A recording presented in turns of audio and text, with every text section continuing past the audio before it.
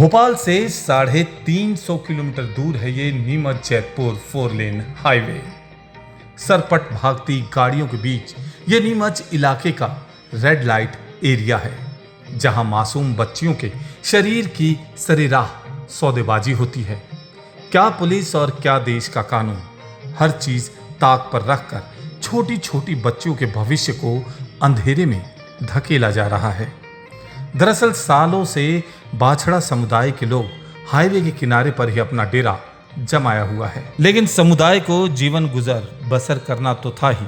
इसका सबसे बेहतर तरीका अपनी बेटियों और बहुओं को सड़क किनारे खड़ा कर नीलामी करने का ही लगा।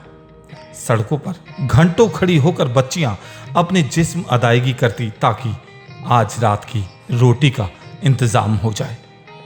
जिस्म की नुमाइश का जीता जागता उदाहरण कहीं देखना हो तो सीधे चले आइए नीमच जैतपुर 4 लेन के इस हाईवे पे, जहां कौड़ियों के दाम पे नाबालिग लड़कियों के जिस्म को नोचा खसीटा जाता है। इस मेन 4 लाइन हाईवे के किनारे रोड पे बने घरों के बाहर चारपाई लगा के बैठे ये दलाल अपनी ही बहु बेटियों की नीलामी करते हैं, और इनके ग्राहक ज्यादातर इस रोड से गुजरने वाले राहगीर होते हैं या फिर ट्रक ड्राइवर।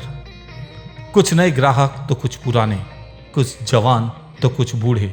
यहाँ सबके लिए दरवाजे 24 घंटे खुले रहते हैं। सबसे पहले ग्राहक यहाँ आता है और दलाल की शक्ल में मौजूद इन परिवार के लोगों से बात करता है। फिर इन्हें ये सबसे पहले अपनी बहु बेटियों को दिखाते हैं। फिर सौदा तय किया जाता है। फिर चंद रुपयों के खातिर अस्मत पे दाग लगा के राहगीर निकल पड़ता है आगे अपनी मंजिल की ओर। ये कहानी सिर्फ नीमच तक ही सीमित नहीं है। आसपास के लगभग 60 गांवों में ये गोरख धंधा धड़ल्ले से चलता आ रहा है। बहरहाल लोगों का मानना है कि इस प्रजाति को लगभग 150 साल पहले अंग्रेज अपनी हवस को शांत करने के लिए यहाँ बसा गए थे। तब से ये बछड़ा समुदाय देह व्यापार को ही अपना पेशा मान बैठा है। बहरहाल उच्चतम न्यायालय ने कहा है कि वैश्यावृत्ति भी एक प्रोफेशन है तथा पुलिस को उनके काम में हस्तक्षेप नहीं करना चाहिए। इस निर्णय के बाद अब मालवा में अचानक हलचल बढ़ गई है, क्योंकि नीमच, मंदसौर तथा रतलाम में एक धर्म की महिलाएं देह व्यापार को कुप्रथा के तौर पर ढो रही है। ऐसे में उच्चतम न्यायालय के ताजा फैसले के अपने अपने मायने निकाले जा रहे हैं। दरअसल नीमच, मंदसौर, रतलाम जैसे शहरों से गुजरने वाले अंतर्राष्ट्रीय राजमार्ग के किनारे तकरीबन 50 से ज़्यादा ऐसे डेरे हैं जहां पर देह व्यापार खुले में होता है।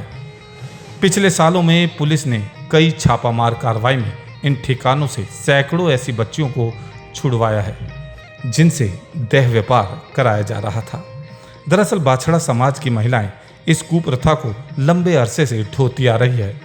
शाम होते ही हाईवे के किनारे की बस्तियां, डेरे गुलजार हो जाते हैं।